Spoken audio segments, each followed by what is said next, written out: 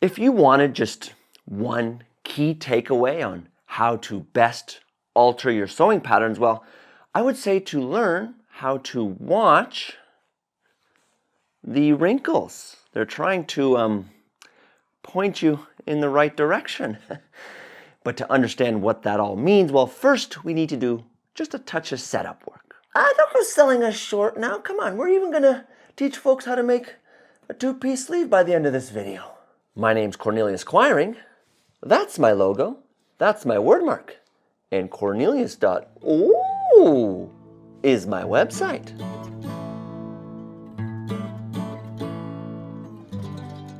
Tip number 1, let's have the seam allowance on the outsides of our garments. If it's symmetrical where both sides of the garment are the same, well, just flip it inside out, bish bash bosh, problem solved. But if it's asymmetrical, make sure to sew it on the outside. But what's the actual benefit? It makes it just so much easier to pinch our seams to decide how much we want to take out and then give it a little pin to hold it in place. But also, it allows us to take a more accurate measurement of exactly what we're planning on taking out. Sometimes I don't even bother to sew the seams first. I just go ahead and pin that together if I want to do a quick and dirty test to see if I'm even just roughly in the right ballpark in terms of my pattern pieces.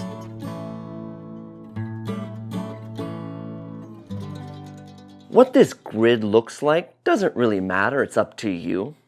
I've personally done a 3 by 3 inch block grid here.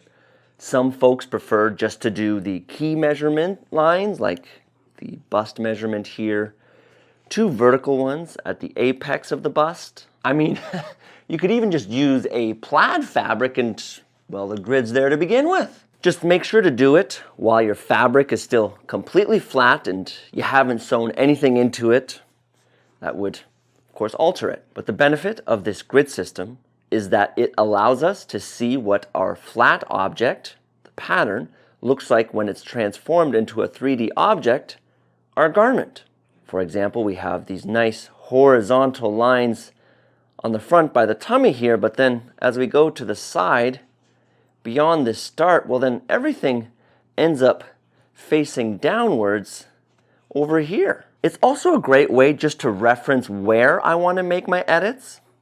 Like I find this bodice block here is overall just a touch loose around the waist, and so I think maybe starting somewhere halfway down the middle of this block, I just pull a little bit out on each side.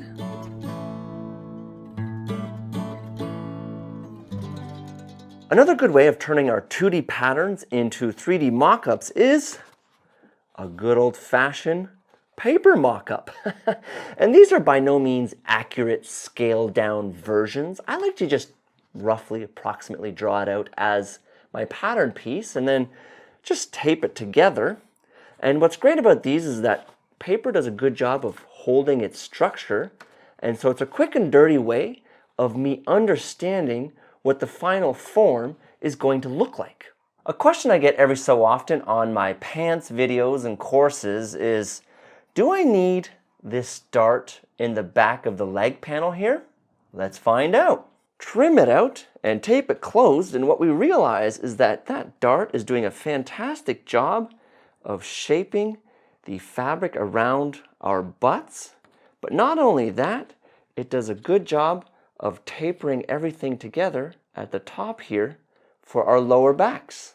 Continuing to hang out in this part of the pants, another question often is, why is it that slacks and formal pants have this dart here, but then a pair of jeans usually has a yoke? Well, if we take apart a pair of jeans, we'll see that it looks something like this, which, hold on a second, this looks awfully much like a sideways dart here. And indeed, this is exactly what it is. But let's simplify this concept a little bit and remove all the complexities that is a pair of pants. Let's take a good old-fashioned circle here and trim out our dart, or make a Pac-Man and sew that dart closed, and then we'll realize that it doesn't matter where we put it, it has the exact same effect on our circle or pattern piece. In fact, well, I just may happen to bust this example out a little later. According to Scripting Corn, I am now supposed to improv a clever transition to promote our sewing and pattern drafting courses available at this URL right here. Come on, man, do your job.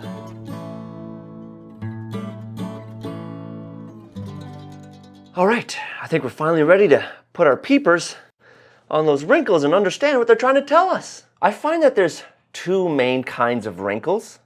The first ones are the loose, billowy style, and this is usually an indication that there's too much fabric in the area and we just need to pull some out. But the second ones are what I'm going to call tension wrinkles.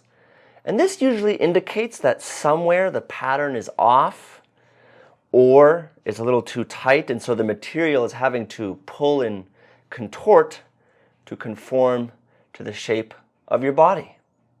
Let's tackle these tension ones first. The key thing to remember is that they are pointing you in the direction of where the problem is.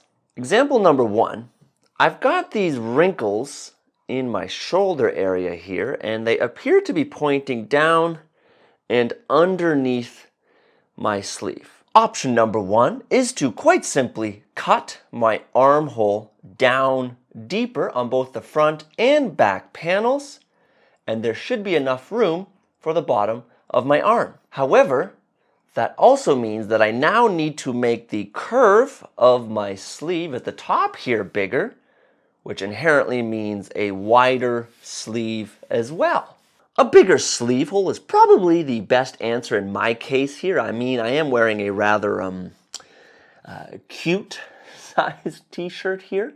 However, there's a chance that you like the size of your sleeves. You don't want them bigger and baggier, but you want to get rid of those diagonal lines from the neck down to the armpits. So let's do a little experimentation. Here, I've got these wrinkles. If I lift up my arm, well, they seem to disappear, and then as soon as I go back down, they show up, which would seem to indicate that an armhole here is fine, but a lower armhole would be better. So why don't we just chop that armhole right off and then slide it straight down until we have it at the height we want. At the top, I draw a line connecting this point to this point here, and voila, we have ourselves a new pattern piece. And not only that, I realized brown was probably not the best color to use for the outline on a brown table, but here we find ourselves. Repeat with the back panel, bringing that armhole down the exact same amount, and voila. And now finally, let's release Cornelia of the misery that is her ill-fitting pants here. And so if we watch the wrinkles, well, they appear to be pointing down in and underneath here. This is my back leg panel, and those folds, wrinkles were pointing down and underneath here. So the issue seems to be residing in this area. The first thing I can try is to simply extend this curve further out like this, and then adding in some more here, which will probably help reduce that issue a little bit, but it does make our leg panel wider.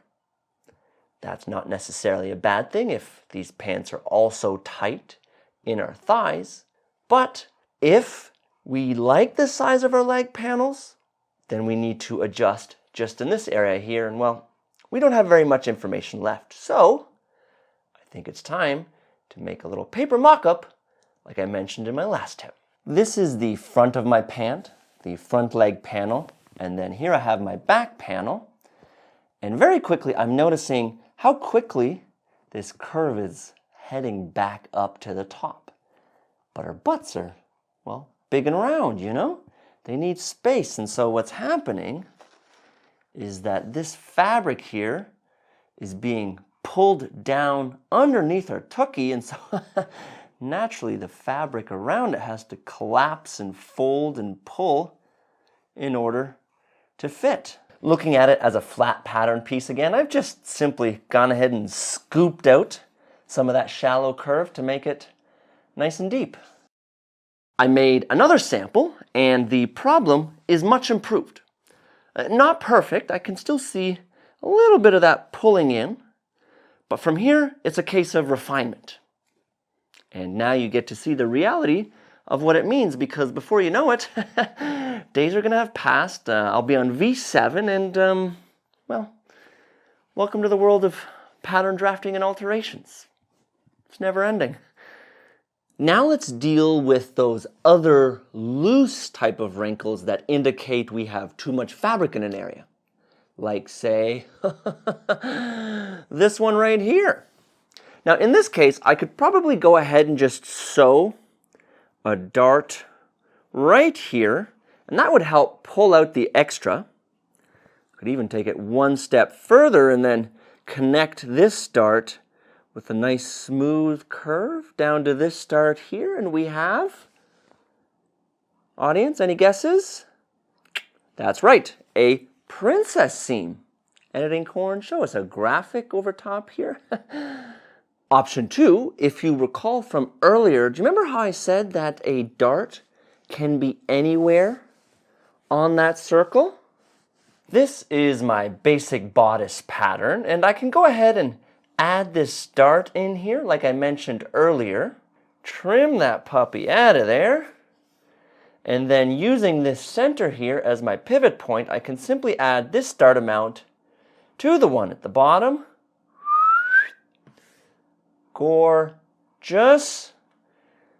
Clean up my curve here so it's nice and smooth. Oh, what a beauty. Before and after. But let's see this in action on Cornelia. Look at that beautiful, clean silhouette. Honestly, I impress myself every once in a while. This is one of those whiles. We're not done yet, though. Let's learn how to turn our pattern pieces into whole new shapes.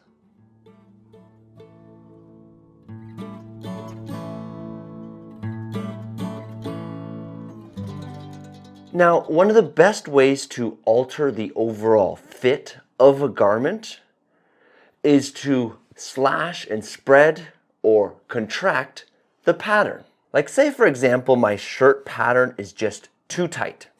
I can go ahead and slash it right down the middle, top to bottom, spread that as much as needed for a comfortable fit. Clean up the line at the top here because that will inevitably be a little wonky donkey. Repeat with the back pattern piece, and voila, a comfortable garment. Alternatively, I can always contract that as well if I want a slightly slimmer fit. But here's the thing though, we can use this slashing technique to create whole new pattern pieces. Like, say for example, I want to create myself a gorgeous puff sleeve. I start off with my regular sleeve pattern. No need to draft anything from scratch here. And then I go ahead and slash that into a whole bunch of evenly spaced pieces. Then, instead of spacing them all out evenly, I instead pivot from the bottom corner to open that up. Do a little bit more with the next one and the next one. And then same thing in the opposite direction. Trace this all off. Clean up my curve at the top here. And bingo bango.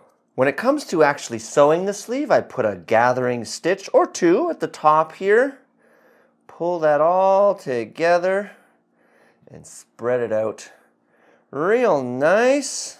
Sew that onto our dress or shirt or blouse, and well, we've just got ourselves something a little more beautiful. What I didn't talk so much about during this whole demonstration is that I essentially took one thing and I evolved it into another. So, to really demonstrate how that is a useful thing for creating just about any kind of pattern piece we want, well, let's take on a real big boy project. The reason two-piece sleeves exist is because our arms are ever so slightly curved when we're just standing naturally, and we only ever bend inwards.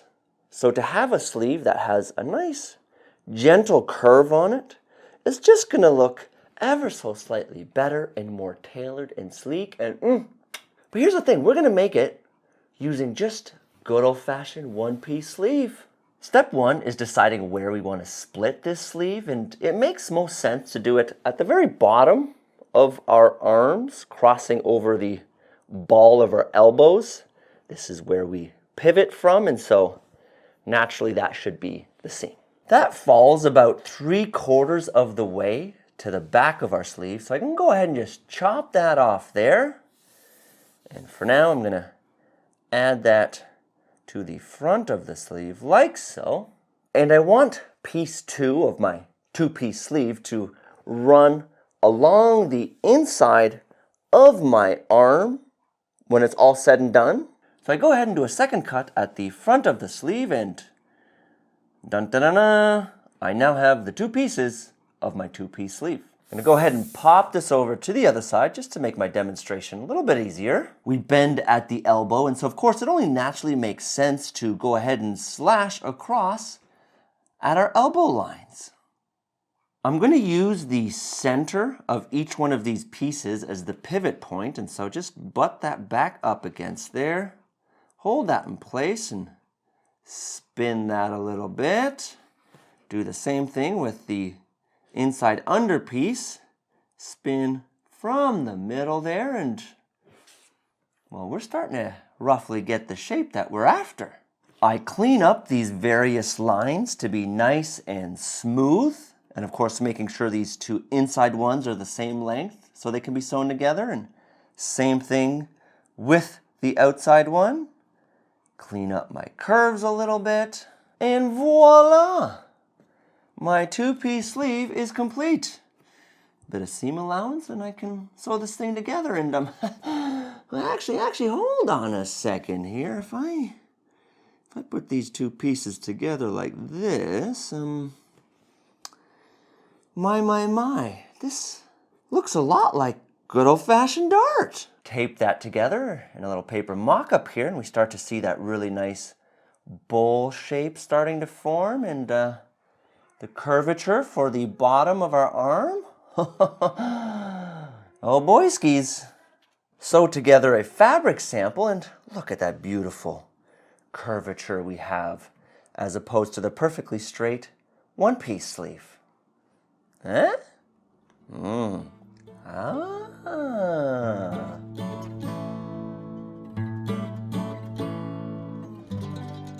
And that's a wrap on this video, but honestly, I feel like I've barely scratched the surface of what's possible when it comes to altering sewing patterns or adjusting your projects.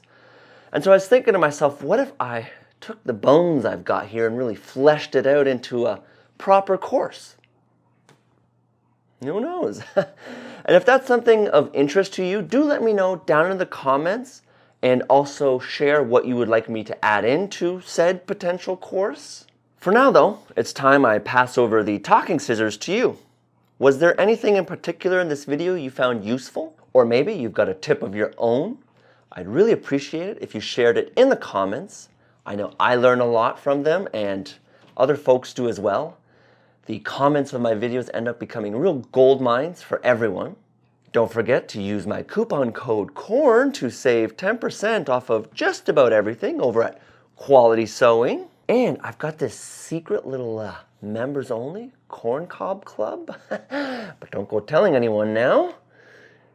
Over there, the lovely members get access to exclusive content, big old juicy discounts on my courses. Got a group chat going where we have weekly topics of discussion. Last week it was pinking shears. And you might even get your name in the video like these here lovely folks. A massive thank you to everyone who is already a very secret member. Without them, this would not be possible. If you're at all interested, just head on over to that URL. But again, keep it to yourself. Or click the join button here on YouTube.